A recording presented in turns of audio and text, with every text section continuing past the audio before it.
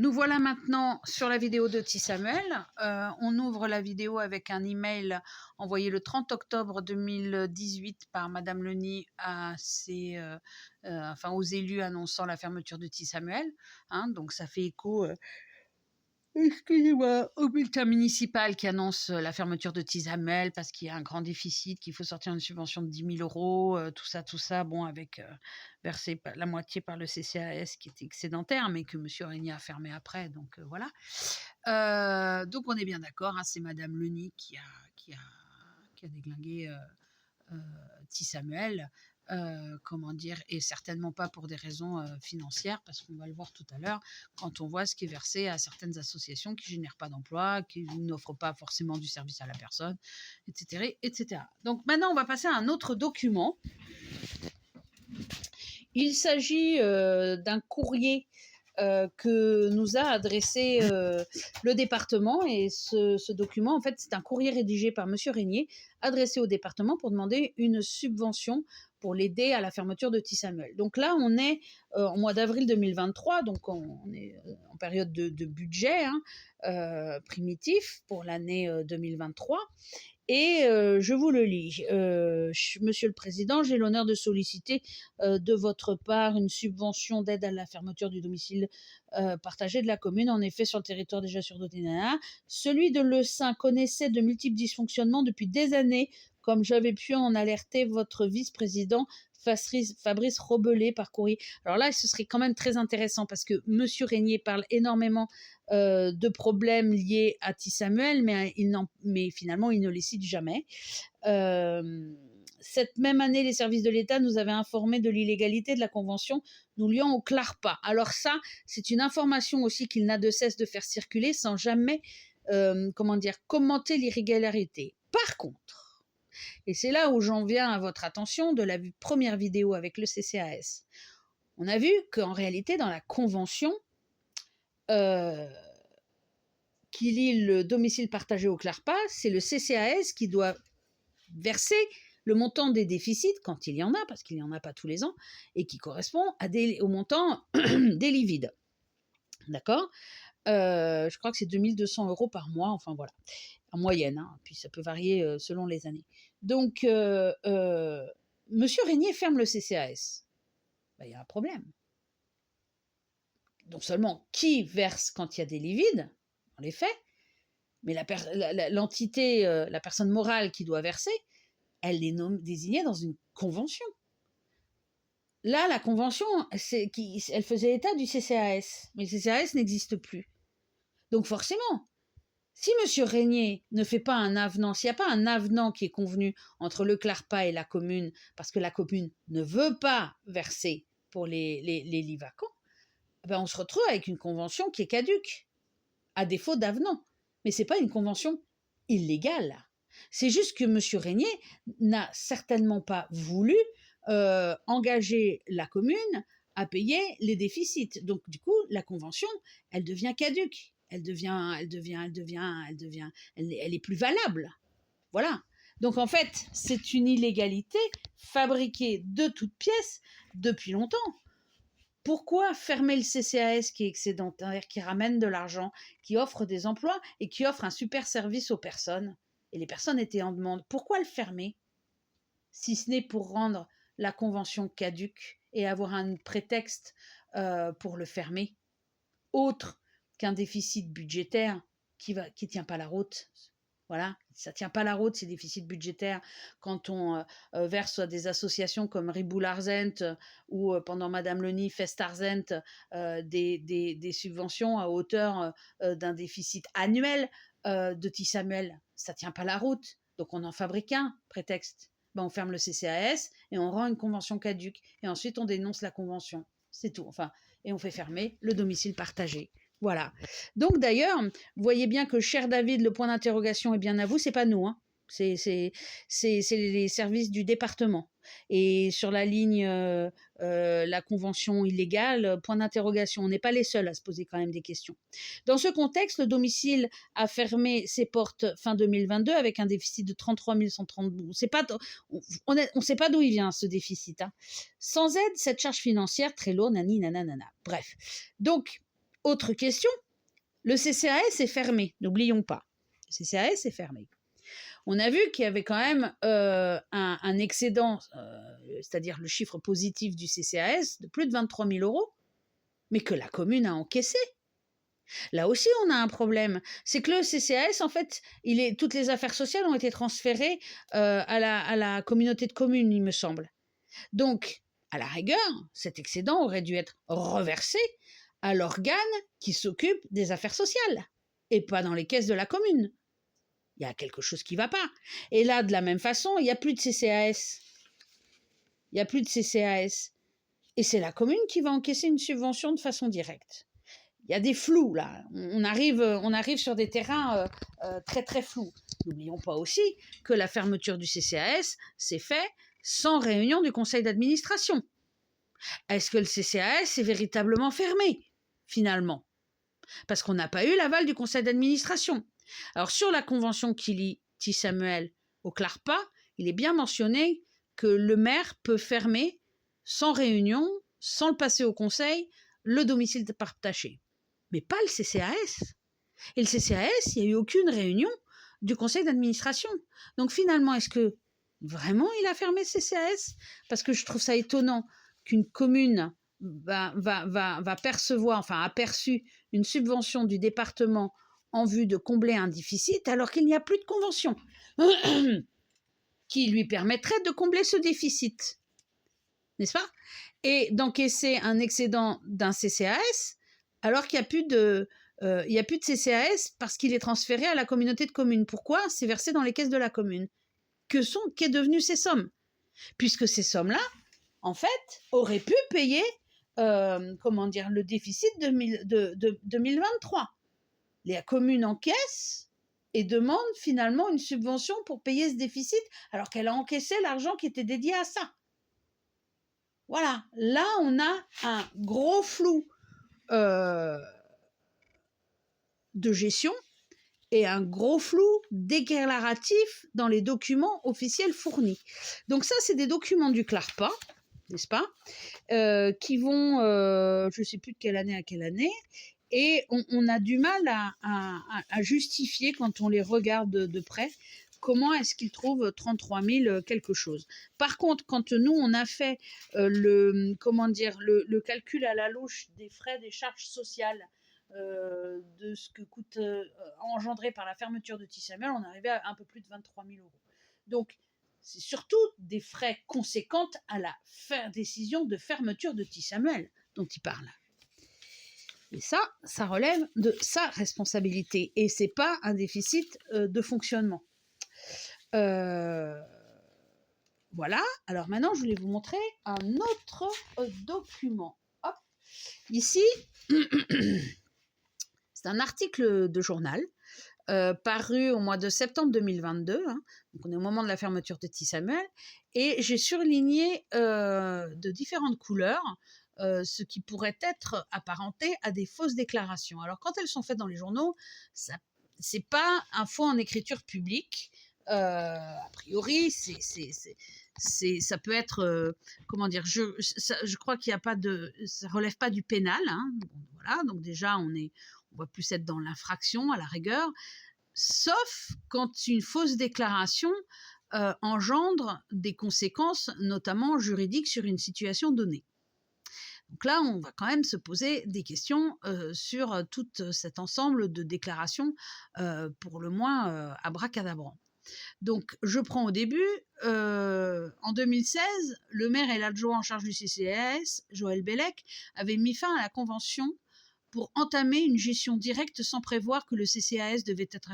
Alors, tout ça, c'est de la fiction pure.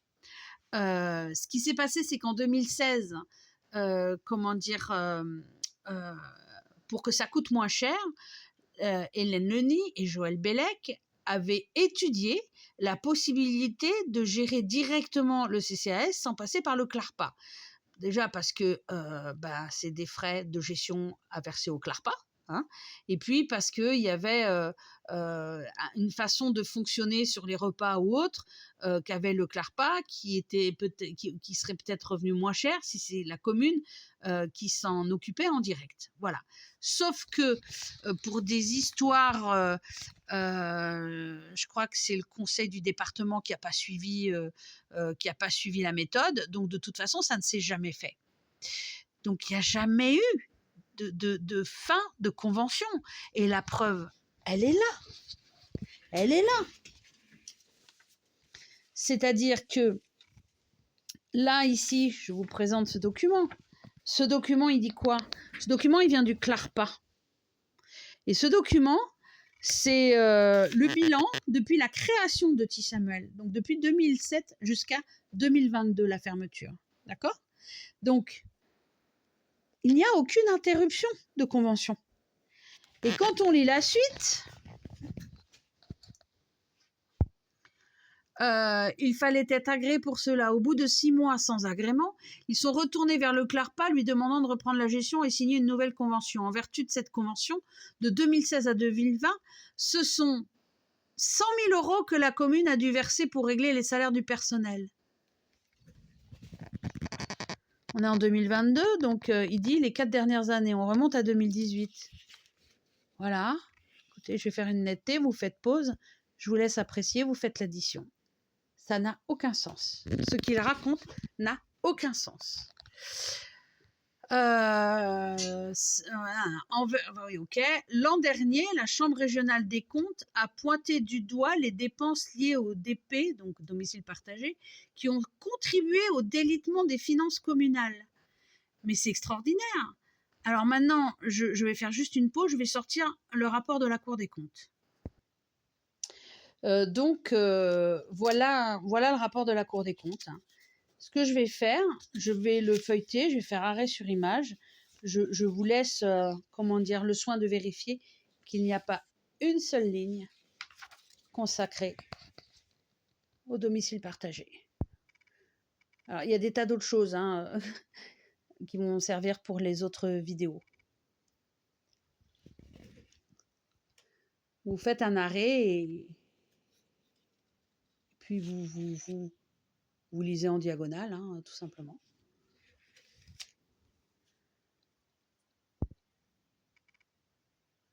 Voilà. En tout cas, j'ai bien regardé ce rapport. Il n'y a pas une ligne, pas une. Ni le CCAS, ni rien. Rien, voilà.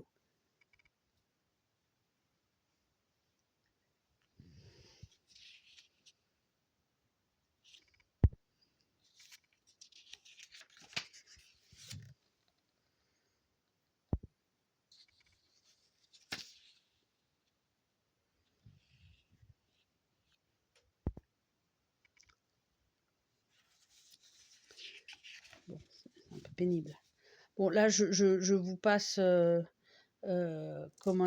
les détails. Là, c'est vraiment uniquement des tableaux, des rapports. Voilà. Donc là, on revient sur une synthèse budgétaire.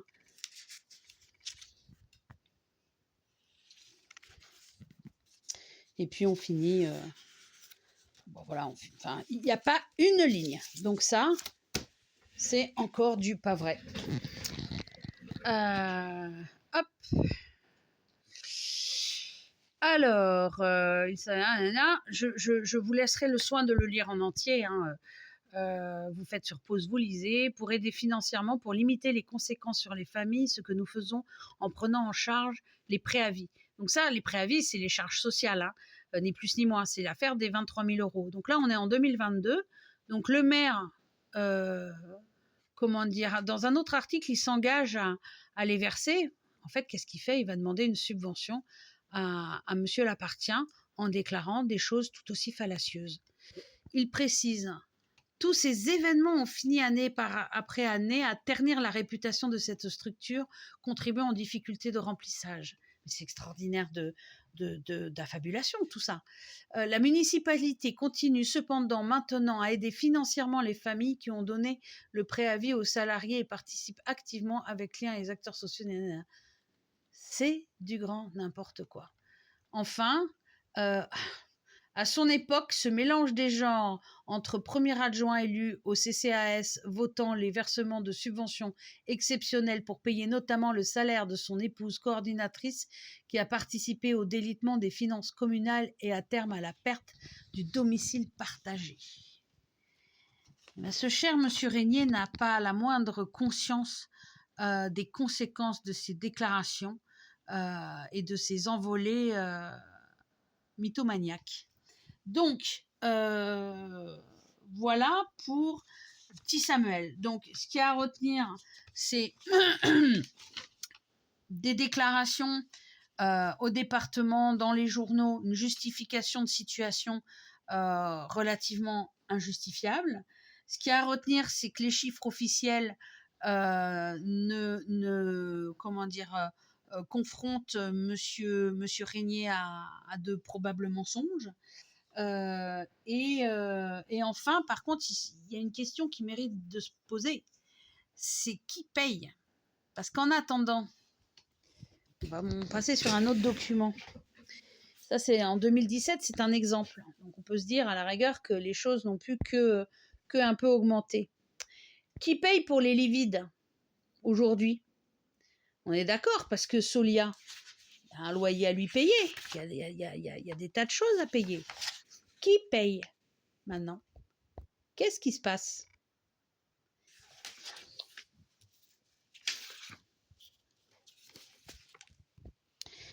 Voilà, ça c'est l'exemple du versement des cautions par les familles qui ont dû être aussi remboursées. Qui a payé tout ça et qui continue de payer le loyer à Solia maintenant? Ça, c'est des questions qui n'ont jamais été abordées et que monsieur le maire n'aborde jamais. Voilà, c'était mon petit prompteur. Voilà. Et juste si, pour finir, pardon, je reviens sur les documents officiels du domicile partagé depuis sa création. Donc, on a fait Joël a fait, l'addition. Voilà. L'excédent fut de 25 000 € 69. Le déficit de 84 000 € 109. La différence de 59 040 sur 15 ans. Par an, ça veut dire un déficit de 3 936 €. D'accord? 3 936 €, c'est moins que le budget des associations, mais largement moins que le budget des associations par an. Avec des créations d'emplois, un soutien aux familles, un service aux personnes âgées, et tout ça sans aucune communication spécifique, son site internet, pour pas dire, pour remplir les lits vides. C'est-à-dire c'est un déficit qui devrait ne pas exister.